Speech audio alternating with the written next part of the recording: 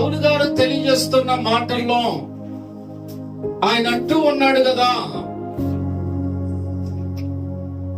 మీ చేతనైనను ఏ మనుష్యుని చేతనైనను నేను విమర్శింపబడుట నాకు మిక్కిలి అల్పమైన సంగతి.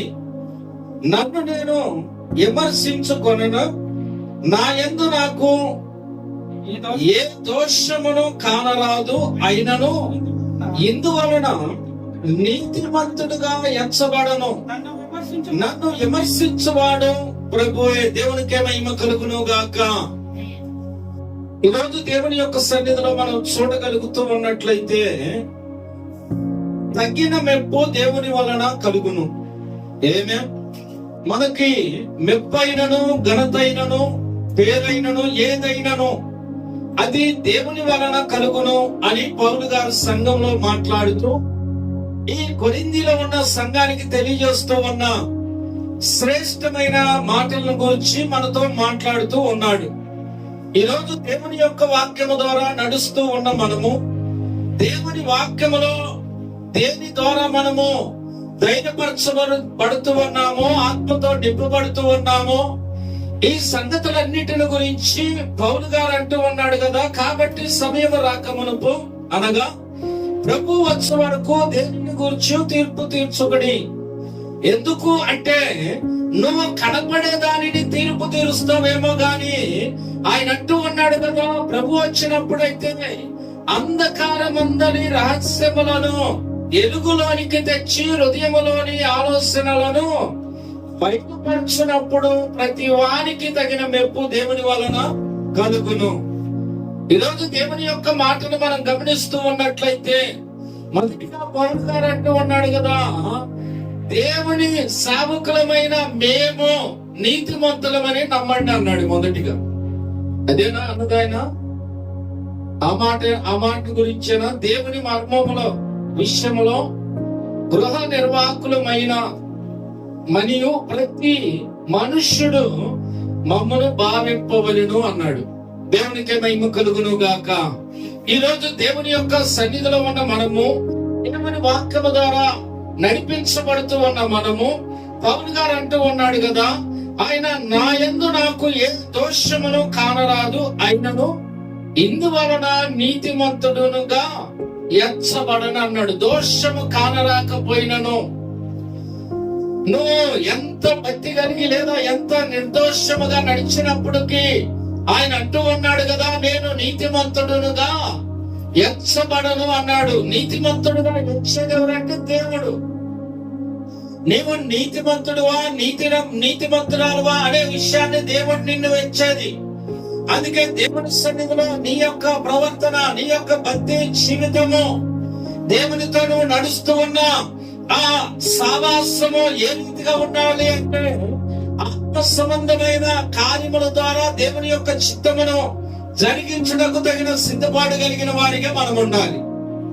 ఈరోజు ఎలా ఉన్నాము, ఎలా నడుస్తూ ఉన్నాము, మనం చాలా సందర్భాల్లో కూడా ఆలోచన చేస్తాం, గ్రహిస్తూ ఉంటాం.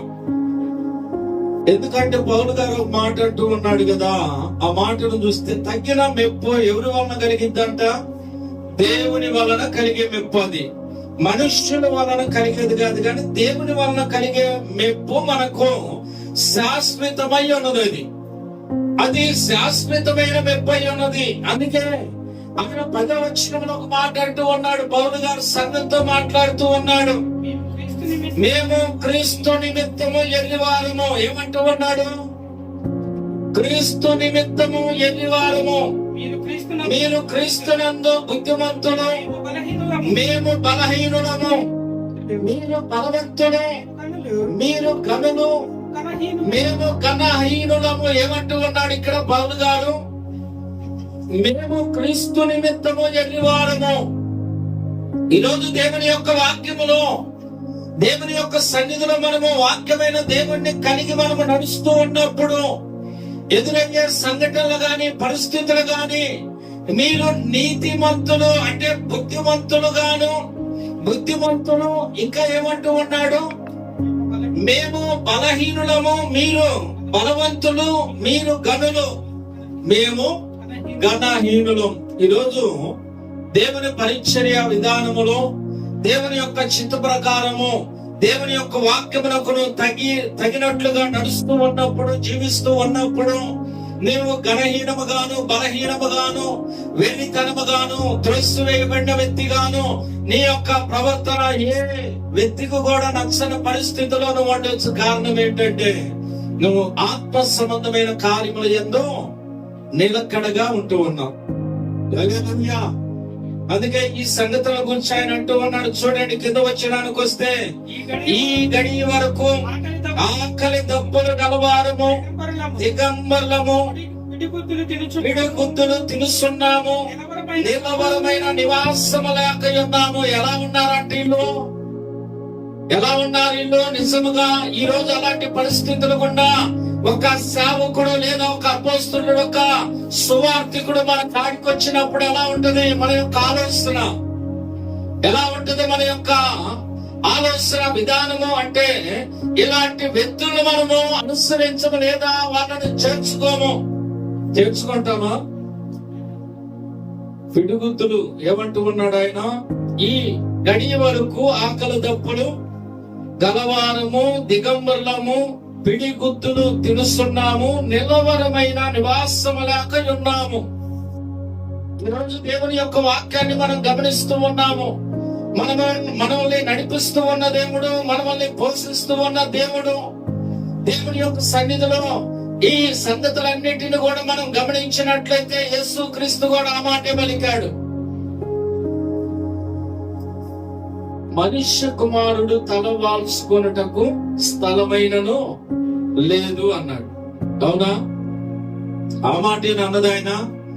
అయితే ఈరోజు దేవుని యొక్క సన్నిధిలో దేవుని వాక్యమునకు తగినట్లుగా మనము నడవాలి, జీవించాలి అంటే ఏ రీతిగా మనం ఉంటూ ఉన్నామో మనం పరిశీలన చేసుకోగలగాలి. ఇన్ని కలిగి ఉన్నప్పుడు నేను నీతిమంతుడిని కాను అన్నాడు. నేను నీతిమంతుడిని కాదు, అయితే నీతిమంతుడిగా తీర్చువాడు ఎవరంటే దేవుడు. ఆ మాట వస్తేనేనా? అయితే దేవుని యొక్క సన్నిధిలో మనం గమనిస్తూ ఉన్నప్పుడు ఆయన ఏమంటూ ఉన్నాడు? నా యందు నాకు ఏ దోషమును కానరాదు, అయినను అందువలన నీతిమంతుడునుగా ఎంచబడను. నన్ను విమర్శించువాడు ప్రభువే. నువ్వేమై ఉన్నావో, నీ భక్తి ఏంటో, నీ యొక్క యథార్థత ఏంటో, నువ్వు దేవుని సన్నిధిలో నడుస్తూ ఉన్న విధానం ఏంటో, నడిపించబడుతూ ఉన్న పరిస్థితులు ఏంటో, అవన్నీ కూడా చూస్తూ ఉన్నది ఎవరంటే దేవుడు. ఆ అన్నిటి ద్వారా నిన్ను నడిపిస్తూ ఉన్నది ఎవరంటే దేవుడు. ఆ సంగతుల గురించే మనం వింటున్నాం. ఆ పరిస్థితుల గురించే మనం ఇక్కడ గమనించగలుగుతూ ఉన్నాము. అందుకే దేవుని యొక్క సన్నిధిలో మనం గమనిస్తూ ఉన్న కొన్ని మాటలను చూడగలుగుతూ ఉన్నట్లయితే ఆయన అంటూ ఉన్నాడు కదా. చూడండి, ఇక్కడ మనము 12వ వచనానికి వద్దాం. స్వహస్తములతో పని చేసి కష్టపడుతున్నాము, నిందింపబడి దీవించుతున్నాము, హింసింపబడి ఓర్చుకొనుస్తున్నాము. ఏం చెబుతూ ఉన్నాడు పౌలు గారు ఈ సంఘానికి? దేవుని యొక్క వాక్యమును తీసుకొని ప్రజల కాడికి వెళుతూ వాళ్ళు ఎలాంటి భారము కలిగి ఉన్నారో, ఎలాంటి సిద్ధపాటు కలిగి ఉన్నారో, ఎలాంటి పరిస్థితులు కూడా నడుస్తూ ఉన్నారు, నడిపించబడుతూ ఉన్నారు. ఎన్ని ఆటంకాలు ఎదురైనప్పటికీ, ఎన్ని పరిస్థితులు వారికి ఎదురవుతూ ఉన్నప్పటికీ దేవుని విషయంలో రాజీ పడలా, దేవుని విషయంలో నమ్మకస్తులుగా ఉన్నారు.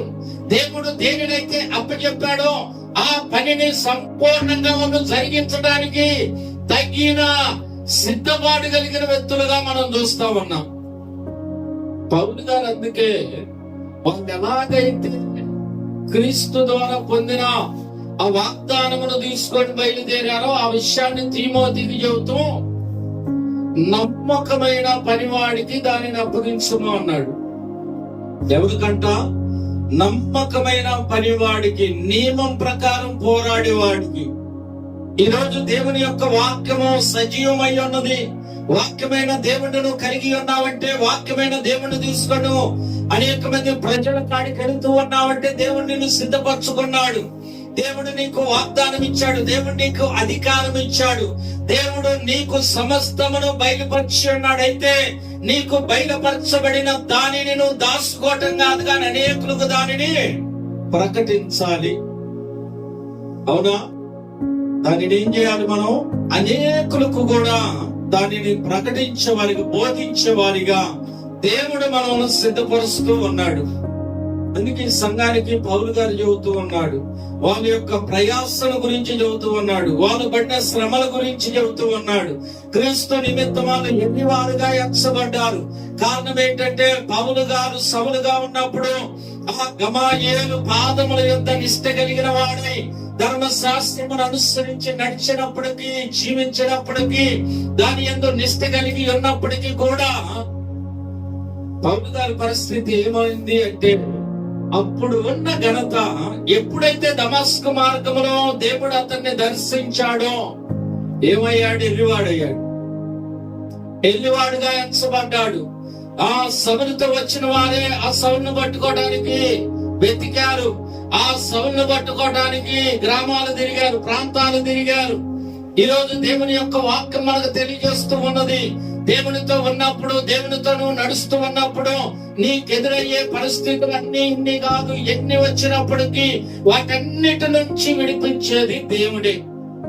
వాటన్నిటి నుండి మన వల్ల క్షేమకరమైన స్థలానికి చేర్చేది దేవుడే. అందుకే ఆయన వైపు మనం చూడాలి, దేవుని వైపు మనం చూడాలి.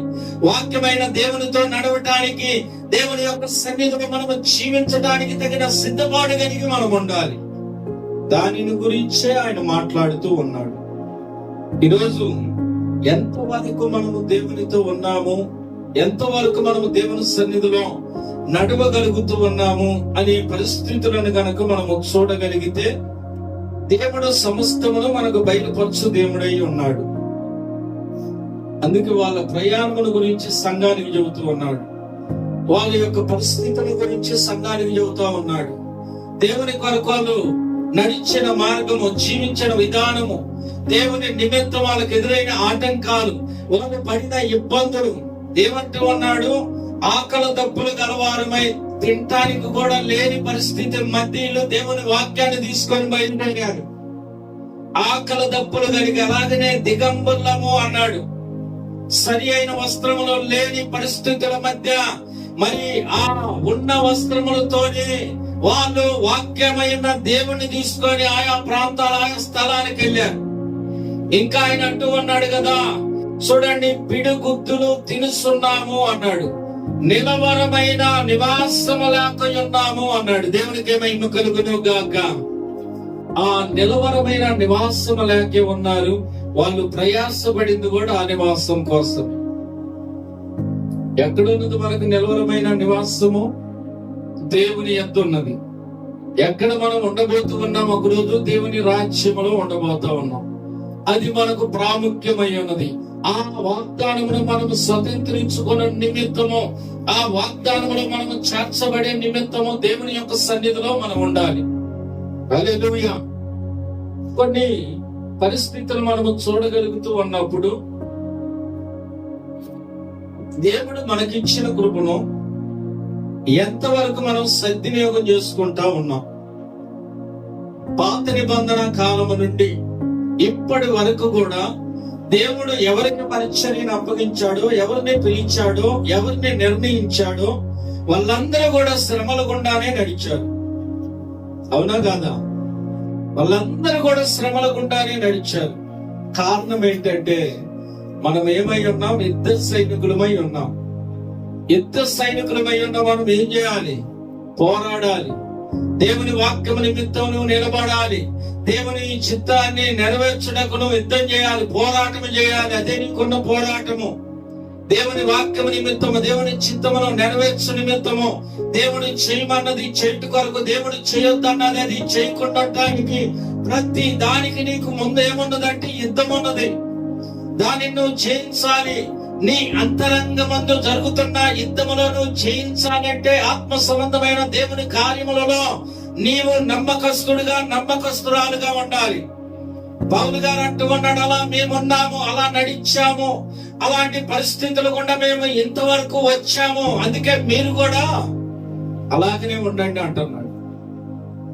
చూద్దాం, మనం 13 వచనానికి వెళితే, దూషింపబడి బతిమాలు కొలుస్తున్నాము. లోకమునకు మురికిగాను అందరికీ పెంటగాను ఇప్పటి వరకు ఎంచబడి ఉన్నాం. ఏమంటూ ఉన్నాడు ఆయన? మనము చూస్తూ ఉంటే దూషింపబడి బతిమాలు కొలుస్తున్నాము, లోకమునకు మురికిగాను అందరికీ పెంటగాను ఇప్పటి వరకు ఎంచబడి ఉన్నాము. నిజంగా ఎంత బాధాకరమైన విషయాల్ని సంఘానికి చెబుతున్నాడు ఆయన. ఎంత బాధాకరమైన పరిస్థితుల గురించి పౌలు గారు సంఘంతో మాట్లాడుతూ ఉన్నాడు. అంటే ఈరోజు ఎలాంటి ప్రయాణం ఇష్టపడుతూ ఉన్నారంటే, మనం వెళ్ళాము వచ్చామా అంతే. అక్కడ ఎలా ఉన్నది, అక్కడ పరిస్థితులు ఎలా ఉన్నాయి, అది ఒక్కటే. నేను ఎలా జీవించాలి అనేది మనకు అవసరం ఉంటల్లా. నేను ఎలా నడవాలనేది మనం ఆలోచన చేయటల్లా. దేవుడు అసలు మనం ఏం చేయమంటున్నాడు అనే విషయం మీద మన మనస్సు పెట్టటల్లా. దేవుడు ఎలా జీవిస్తే మనం ఇష్టపడతాడనే విషయాల మీద మనం ఆలోచన ఏమాత్రము కూడా చేయటల్లా. అలాంటి పరిస్థితుల మధ్య నడుస్తూ ఉన్న అనేక మంది ప్రజలు ఉన్నప్పటికీ దేవుడు మన యందు కృపనిచ్చి మనల్ని ప్రేమించి ఈ రీతికి ఇక్కడ మనల్ని ఉంచాడు. ఆయన ఇక్కడి వరకు మనల్ని నడిపించాడు. ఇక్కడి వరకు మనల్ని తెచ్చిన దేవుడు ఆయన. ఆయనకు అసాధ్యమైన దేని లేదు, కానీ దేవుని చిత్తములో మనం నడవటానికి నడిపించే దేవుడే మనకు తోడుగా ఉన్నాడు. అయినను ఏం చేస్తా ఉన్నారు అంటే, నడిచే మనసు ఉంటల్లా, లోబడే స్వభావం ఉంటల్లా. దాని గురించి సంఘానికి పౌలు గారు ఎందుకు ఈ మాటలన్నీ, వాళ్ళ యొక్క ప్రయాసను గురించి, దేవుడి ద్వారా పంపబడిన విషయాల గురించి, వాళ్ళు ఏ స్థలాల్లో ఏ ప్రాంతాల్లో ఎలాంటి పరిస్థితులను ఎదుర్కొన్నారో ఆ విషయాలన్నీ ఎందుకు తెలియజేస్తూ ఉన్నాడంటే, ఒక దినమున రాబోయే ఇంకొక దినమున అవి మీకు ఎదురైనా గాని వాటి నుండి మీరు తొలగిపోవద్దు అని. వాటి నుండి మీరు తొలగిపోవద్దు. ఎందుకంటే మీ యొక్క ఆటంకాలలో మీకు తోడున్నది ఎవరంటే దేవుడు. సమస్తమును మేలుకరంగా ఆశీర్వాదకరంగా మార్చే దేవుడు. నీకు విరోధముగా రూపింపబడిన ఏ ఆయుధమును వర్తిల్లదని దేవుడు మాట్లాడుతూ ఉన్నాడు. అవునా? అలాంటి జీవము కలిగిన దేవుని సన్నిధిలో ఎలా మనం ఉన్నాము? అందుకే పౌలు గారు ఆ సంఘంతో మాట్లాడుతూ ఒక మాట అంటూ ఉన్నాడు. కింద వచ్చినానికి వస్తే ఏమంటూ ఉన్నాడు? సంఘంతో మాట్లాడుతూ సంఘస్థులతో ఆయన ఒక మాట చెబుతూ ఉన్నాడు. మిమ్మల్ని సిగ్గుపరచవలనని కాదు గాని నా ప్రియమైన పిల్లలని మీకు బుద్ధి చెప్పుటకు ఈ మాటలో రాయిస్తున్నాడు. ఏమంటూ ఉన్నాడు ఆయన? మిమ్మల్ని సిగ్గుపరచవలనని కాదంటున్నాడు. కాదు గాని మిమ్మల్ని సిగ్గుపరచాలని, మిమ్మల్ని నిందించాలని, మిమ్మల్ని అవమానపరచాలని కాదు గాని. దేనికి అంటే ఆయన అంటూ ఉన్నాడు కదా, నా ప్రియమైన పిల్లలని మీకు బుద్ధి చెప్పుటకు ఈ మాటలు రాయిస్తున్నాను. ఎందుకు బుద్ధి చెప్పాలి? వాళ్ళు ఇవన్నీ విడిచిపెట్టారు. అందుకే జ్ఞాపకం చేస్తా ఉన్నాడు. ఈ పరిస్థితులన్నీ విషయాల్లో వాళ్ళు దూరస్తులుగా ఉన్నారు. అందుకే ఆయన మాట్లాడుతూ ఉన్నాడు. మనము క్రీస్తు నిమిత్తము ఎర్రివారం. అవునా కాదా? అదేనా పౌలు గారు అన్నది? ఆ మాటనే కదా ఆయన తెలియజేస్తూ ఉన్నది. క్రీస్తు నిమిత్తము మనము చూసాము, మొదట్లో చూసాము కదా, క్రీస్తు నిమిత్తము ఎర్రివారం అనే మాటను ఆయన తెలియజేసిన ఈ మాటల్లో కొన్ని మనం జ్ఞాపకం చేసుకుంటూ ఉన్నాము. నోవాహును మనం చూసినా, లేదా ఇంకా అనేకుల్ని దేవుని పిల్లలను ప్రవర్తనలను మనం చూస్తే వాళ్ళ ప్రయాణములు, వాళ్ళ ప్రయాసలో ఉన్న పరిస్థితులు మనకు తెలుసు. ఎలీషా దేవుని చేత ఏర్పరచబడిన వాడై ఏలియా దుప్పడబడి ఏలియాని వెంబడిస్తూ ఉన్న సమయంలో ప్రభుత్వం మాట చెప్పాడు కదా, ఎలీషా ఆ ఎడ్లను వధించి మంచి విందు చేసి ఆ ఊర్లో ఉన్న ప్రజలందరినీ పిలిచి మంచి భోజనం సిద్ధపరిచి పెట్టాడు. ఆ భోజనానికి వచ్చిన వాళ్ళు కొందరు ఇలా అని ఉండొచ్చు, ఏమని, ఎలీషా నీకున్న ఆధారాన్ని నువ్వు తీసేసావు, నీకున్న ఆధారం ఎట్లే కదా, ఆ ఎట్లుంటేనే కదా నువ్వు అరకలు తోలుకుంటూ జీవించేది, అలాంటి ముఖ్యమైన వాటిని వధించి విందు చేసి ఎందుకు ఊరంతా అందరిని పిలిచి భోజనం పెట్టావు, అసలేంటి పరిస్థితి అని అడిగినప్పుడు ప్రవక్త అంటూ ఉన్నాడు కదా, ఎలీషా దీనికంటే నాకు మంచి పని మంచి ఉద్యోగం ఒకటి దొరికిందని చెప్పాడు అన్నాడు. వాళ్ళు అనుకున్నారట, నీకు ఉద్యోగం ఇచ్చినోడు ఎవరు, నిన్ను పీల్చుకుంది ఎవరు, అతన్ని మాకు చూపించగలవా అంటే ఆయన ఇక్కడే ఉన్నాడు అన్నాడు.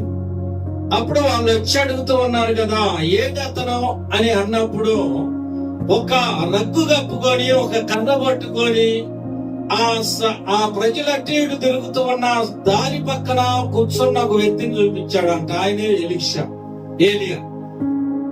ఈ ప్రవక్త అయిన ఏలియాని ఎలీషా చూపించినప్పుడు లెగతాళి చేశారు, హేళన చేశారు. ఈడే బికార్లాగా ఉన్నాడు, నీకేమి పనిస్తాడు. ఈరోజు దేవుని సన్నిధిలో మనం గమనిస్తే భూమి మీద ప్రపంచమంతటిలో ఉన్నతమైన పని ఏదన్నా ఉన్నదంటే అది దేవుని పని. దేవుని పని శ్రేష్టమైన పని అయి ఉన్నది. ఆయన నిజమైన యజమానుడు, ఆయన సమస్తమును చేసే దేవుడు, కృపనిచ్చే దేవుడు. మన ప్రయాణంలో మన ఆలోచనలో ఆయన ప్రతిదీ కూడా ఆయన నామ మహిమార్థమై జరిగించే దేవుడై ఉన్నాడు. అందుకే సంఘానికి పౌలు గారు చెబుతూ ఉన్నాడు, మిమ్మల్ని సిగ్గుపరచవలనని కాదు గాని నా ప్రియమైన పిల్లలని మీకు బుద్ధి చెప్పుటకు ఈ మాటలు రాయిస్తున్నాను. కిందేమంటూ ఉన్నాడు, క్రీస్తునందు మీకు ఉపదేశకుడు 10,000 మంది ఉన్నను, తండ్రులు అనేకులు లేరు. ఏమన్నాడు గమనించండి, ఏమన్నాడు ఇక్కడ, 10,000 మంది మీకు ఉపదేశకులు ఉన్నను, తండ్రులు అనేకులు లేరు. ఏమన్నాడు ఇంకా, క్రీస్తు యేసునందు సువార్త ద్వారా నేను మిమ్మల్ని కంటిని గనుక మీరు నన్ను పోలి నడుచుకున్న వారై ఉండవలెనని మిమ్మల్ని బతిమాలు కొలుస్తున్నాను. పౌలు గారు అంటూ ఉన్నాడు కదా, మీకు 10,000 మంది ఉపదేశకులు ఉన్నను, తండ్రులు అనేకులు లేరు, తండ్రి ఒక్కడే. ఎవరు మనకు తండ్రి? చాలా మంది చెప్పే మాట ఏంటంటే, బాప్తిసం ఇచ్చాడు కదా, బాప్తిసం ఇచ్చిన ఆయన ఆత్మీయ తండ్రి.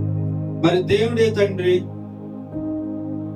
ఆత్మీయ తండ్రి ఎవరన్నా మనకు ఉండాలంటే ఆయన దేవుడే, అవునా కాదా? అయితే దేవుడిచ్చిన గిఫ్ట్ ఏంటంటే, దేవుని రాజ్యానికి మనం పోవాలంటే సావుకుడి కాడికి వెళ్లాల్సిందే. దేవుని రాజ్యానికి మనం సిద్ధపడాలంటే సావుకుడి కాడికి వెళ్లాల్సిందే. సేవకుడు తెలివికల్లోడా తెలివి తక్కువడా ఎలాంటోడు అనేది కాదు, కానీ ఆ సేవకుడి కాడికి వెళ్ళాలి, అంతవరకే. అయితే ఆత్మీయ తండ్రి మనకు దేవుడు. దేవుడు ఒక మాట అన్నాడు కదా, తండ్రి అని తల్లి అని పేరు పెట్టొద్దు అన్నాడు. అవునా? మీరందరూ సహోదరులే అన్నాడు. హల్లెలూయా. బాప్తిసం ఒక్కటే, విశ్వాసం ఒక్కటే, నిరీక్షణ ఒక్కటే, మీకందరికీ తండ్రి ఒక్కడే, ఆయన అందరికీ పైగా ఉన్నవాడని రాయబడి ఉన్నది. ఆయన అందరికీ పైగా ఉన్నాడు, ఆయన ప్రభువైన యేసుక్రీస్తు. అందుకే పౌలు గారు ఇక్కడ అన్నాడు, క్రీస్తునందు మీకు ఉపదేశకులు 10,000 మంది ఉన్నను, తండ్రులు అనేకులు లేరు. క్రీస్తు యేసునందు సువార్త ద్వారా నేను మిమ్మల్ని కంటిని గనుక మీరు నన్ను పోలి నడుచుకున్న వారై ఉండవలెనని మిమ్మల్ని బతిమాలు కొలుస్తున్నాను. ఇందు నిమిత్తము ప్రభువునందు నాకు ప్రియుడును నమ్మకమైన నా కుమారుడు నాకు తీమోతిని మీ వద్దకు పంపుతున్నాను. అతడు క్రీస్తునందు నేను నడుచుకుని విధమును అనగా ప్రతి స్థలములోను ప్రతి సంఘములోను నేను బోధించు విధమును మీకు జ్ఞాపకము చెయ్యను. దేవునికి మహిమ కలుగును గాక. తీమోతిని కొరింథీలో ఉన్న సంఘానికి పత్రికలు పంపిస్తూ ఆ పత్రిక ద్వారా పౌలు గారు మాట్లాడుతూ ఉన్నాడు. ఈ పత్రిక తీసుకెళ్ళింది ఎవరు?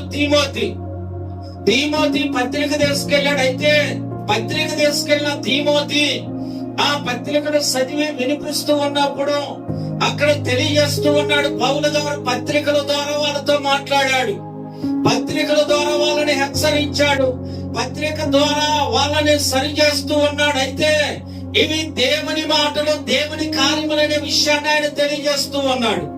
హల్లెలూయా.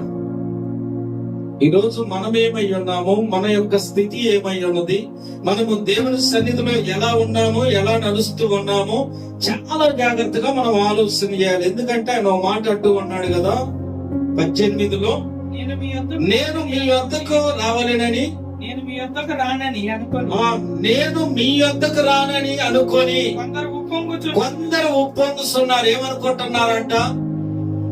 నేను మీ యొద్దకు రానని అనుకొని కొందరు. ఇంకెక్కడ పౌలు దొరికితే పట్టుకోవాలని చూస్తున్నారు. పౌలు దొరికితే ఈసారి వాడికి ఉందే. వీళ్ళు సంఘములో వాళ్ళు కావచ్చు, తోటి సేవకులు కావచ్చు, ఇంకైపోయింది పౌలు పని అనుకుంటున్నారంట. అందుకే పౌలు గారు అంటూ ఉన్నాడు కదా, నేను మీ యొద్దకు రానని అనుకొని కొందరు ఉప్పొంగుతున్నారు. ప్రభు సిద్ధమైతే త్వరలోనే మీ యొద్దకు వచ్చి ఉప్పొంగుతున్న వారి మాటలను కాదు, వారి శక్తినే తెలుసుకొందును. దేవుని రాజ్యము మాటలతో కాదు, శక్తితోనే ఉన్నది. ఏమంటూ ఉన్నాడు? దేవుని రాజ్యం మాటలతో కాదు, మాటలు చెప్పే వాళ్ళతో కాదు. దేనితో ఉన్నదంట? శక్తితో ఉన్నది. ఆ పరిశుద్ధాత్మను పొందాలి, ఆ అభిషేకాన్ని నువ్వు పొందాలి. అందుకే యేసు క్రీస్తుని సొంత రక్షకుడిగా నువ్వు అంగీకరించి, యేసు క్రీస్తు రక్తములను కడిగబెట్టినప్పుడు గొర్రె పిల్ల యొక్క జీవ గ్రంథమందు నీ పేరు రాయబడింది. ఆ రాయబడిన పేరును ఒకరోజు ఆయన తీస్తున్నప్పుడు జీవ గ్రంథములో నీ పేరు ఉంటే నువ్వు ఆయనతో కూడా ఉంటావు. అదే ఆయన మనకు చేస్తున్న వాగ్దానం. ఆయన అమూల్యమైన రక్తము ద్వారా మనల్ని కొని ఉన్నాడు. అందుకే మీరేది కోరుస్తున్నారు? పౌలు గారు చివరిగా ఒక ప్రశ్న అంటూ ఉన్నాడు, ఈ పత్రికలో చివరి మాటలు అంటూ ఉన్నాడు. మీరేది కోరుస్తున్నారు? సంఘాన్ని అడుగుతా ఉన్నాడు. మీరేది కోరుస్తున్నారు? నేను ఎలా మీ కాడికి రావాలనుకుంటున్నారు? అయితే రావటం ఖాయం అంటున్నాడు ఆయన. బెత్తిని తీసుకొని అయినా వస్తా, ప్రేమతో అయినా వస్తా. అయితే ఎలా రావాలని కోరుకుంటున్నారు? చూడండి, మీరేది కోరుస్తున్నారు? బెత్తెమతో నేను మీ వద్దకు రావాలనా? ప్రేమతోను సాత్వికమైన మనసుతోను రావాలనా? ఎలా రావాలని కోరుతున్నారని ఆయన ప్రశ్న అడిగాడు లాస్ట్ లో. ఈ రోజు దేవుని యొక్క వాక్యాన్ని మనం గమనిస్తున్నాం. ఎందుకు ఈ మాటలు ఆయన ఇంత కఠినమైన? అక్కడున్న పరిస్థితులు ఎలా ఉన్నాయంటే జారత్వము, భయంకరమైన పరిస్థితుల మధ్య వాళ్ళు ఉన్నారు. అందుకే ఆ జారత్వము అనేకమైన కార్యములు ద్వారా వాళ్ళు వాటికి పట్టబడి ఉన్నారు కనుక అవన్నీ మీరు సరి చేసుకోండి అన్నాడు. అవన్నీ మానివేయండి, దేవునికి ఇష్టలుగా ఉండండి, దేవుని కుమారులు కుమార్తెలై ఉన్నారు మీరు, దేవుని రాజ్యము కొరకు మీరు సిద్ధపరచబడుతూ ఉన్నారు. అయితే ఆ సిద్ధపరచబడుతూ ఉన్న మీరు దేవుని దృష్టికి ఎలా ఉండాలంట? నమ్మకమైన పిల్లలుగా ఉండాలి, మంచి దాసులుగా ఉండాలి. అది మీరు ఎరిగి నడుచుకోండి. లేకపోతే ఆయన ఎలాగైనా వస్తానంటున్నాడు.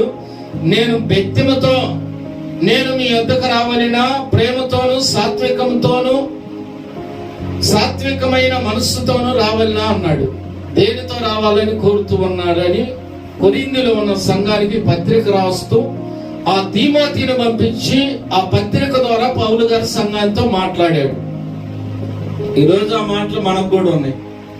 ఆ పరిస్థితులు ఈ రోజు మనం కూడా చూస్తున్నాం. ఒకరోజు దేవుడు ప్రభు యేసుక్రీస్తు రాబోతూ ఉన్నాడు.